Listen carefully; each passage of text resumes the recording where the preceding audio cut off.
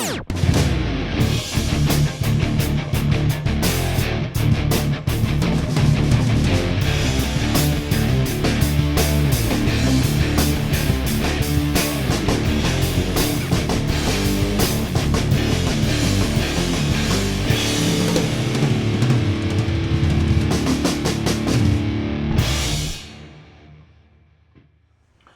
hello everyone, this is JOEDRUMS coming to you.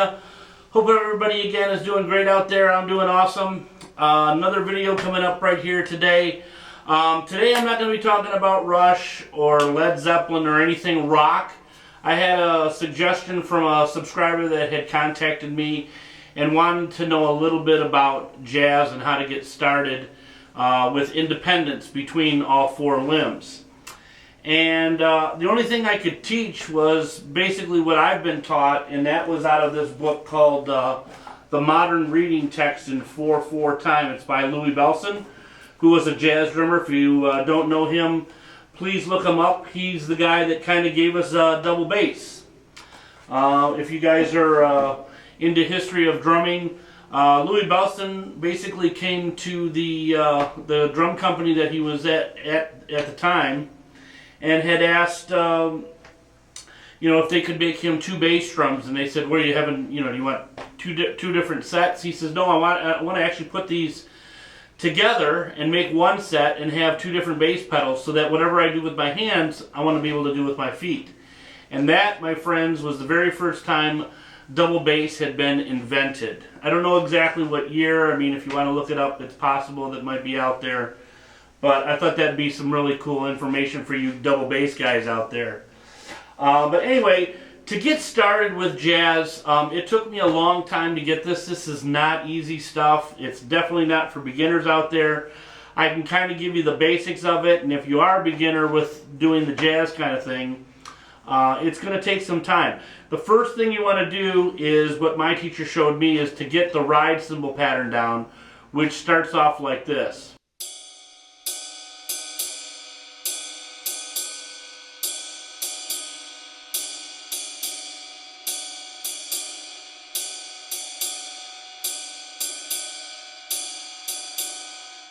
Alright, so again, that counts like this. 1, 2, 3, 4, 1, 2, 3, 4, 1. If you guys are not into notes, you can just count it like the way I'm counting it, and that'll help you out to get the rhythm. But if you guys want to know a little bit more, or you're not familiar with triplets, basically it's kind of triplets and single notes. So we're doing, again, the rhythm is 1 and 2 and 3 and 4 and 1 and 2 and 3 and 4 and 1. And it keeps repeating that.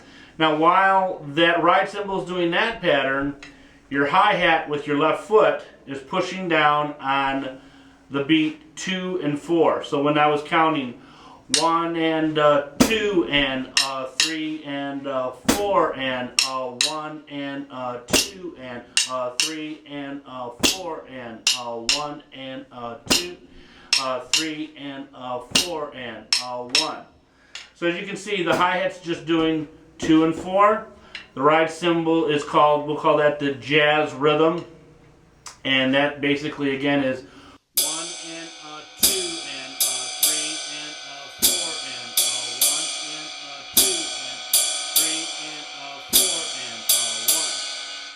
I'll play it a little bit faster so you can hear it.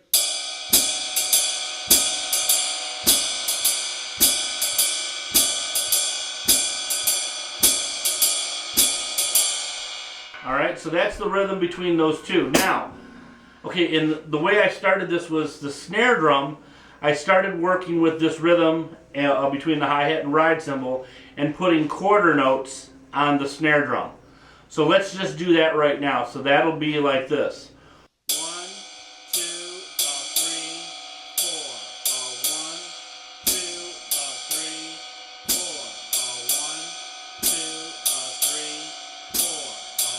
1, 2,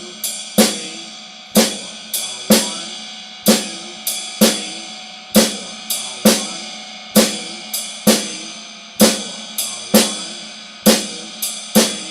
4. Now, that was the easy one. Again, really make sure before you do any of this stuff is to get this ride cymbal going autopilot. You know, got to get it on autopilot so that you don't have to think of this. That's the trick to this, is you got to be able to get these rhythms going and not think about them, because what you're going to really be dealing with is the snare drum and the bass drum parts, because those are going to be changing all the time. But what remains constant throughout this whole thing is the ride cymbal and the hi-hat. Okay? You guys with me so far on this? I know this is tough.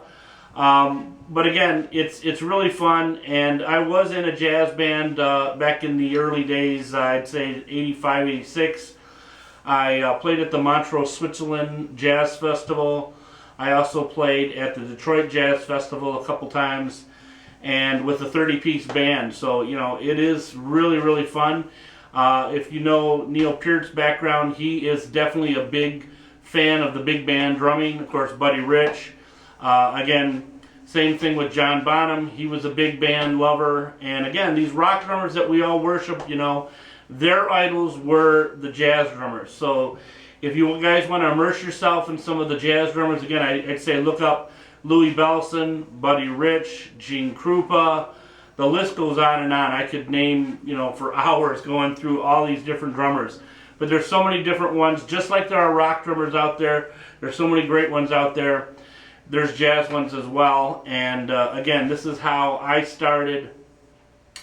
And I want you guys, you know, to just take this in slow but sure. If you guys have any questions about it or comments, you know, feel free to leave me a message, and we'll get back, you know, to you as soon as I can with this. The other thing, okay, so I showed you the quarter note one on the snare drum. Now I'm going to show you what they call the offbeat ones. Now, the triplet, remember I was saying 1 and 2 and 3. The is the offbeat part. That's going to be on the That's where I want your snare drum to go. So you're going to be going 1 and 2 and 3 and 4 and 1 and 2 and 3 and 4 and Okay, so they land on all the Remember, first of all, we did all the numbers. 1 and 2 and 3 and 4 and okay. We're also going to do the same thing with the bass drum as well. But let's start just with the snare drum with the hands first. So we basically are having the left and the right hand going with the left foot. Okay, and that's how we get this whole jazz thing started. Alright, so back to the uhs of the triplet. You're going to get the ride cymbal going again. 1, 2, 3, 4. 1, 2,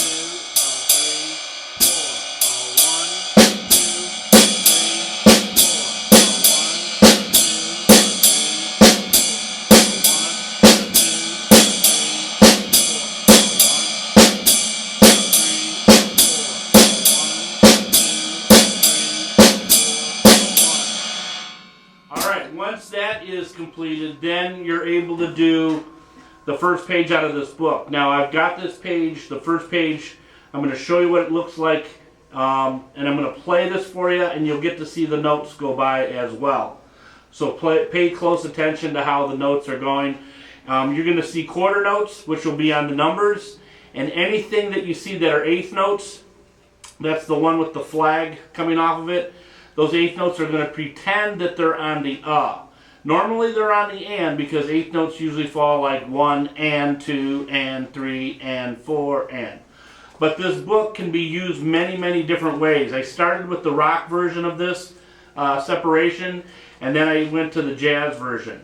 And then I actually came up with some other ideas with Latin and even double bass. So you double bass guys, I might be doing another video for you on doing coordination between double bass and hands and feet at the same time.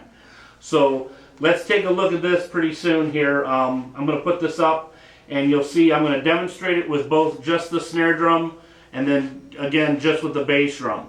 So that way you can see both sides of this, okay? Alright, so anyway, practice those quarter note ones. So you'll do 1, 2, 3, 4. 1, 2, 3,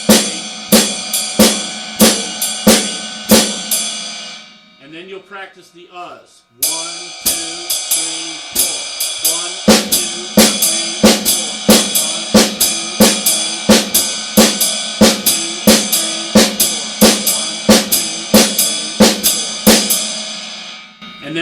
those together, and that's exactly what's going on in this Modern Reading Text in 4/4 Time book. Alright? So let's get to the book, and we'll see you guys again real soon. Again, if you guys have any questions, feel free. Again, all you guys that are new subscribers, thanks very much for for voting for me and liking the videos, and again, absolutely subscribing to me. I can't believe I'm getting close to 5,000. So if you guys know of any other drummers out there, show them my videos and have them subscribe to me. So again, thank you guys very much, and I'll talk to you guys again real soon. Till then, take care, keep rocking, or keep jazzing. Bye-bye now.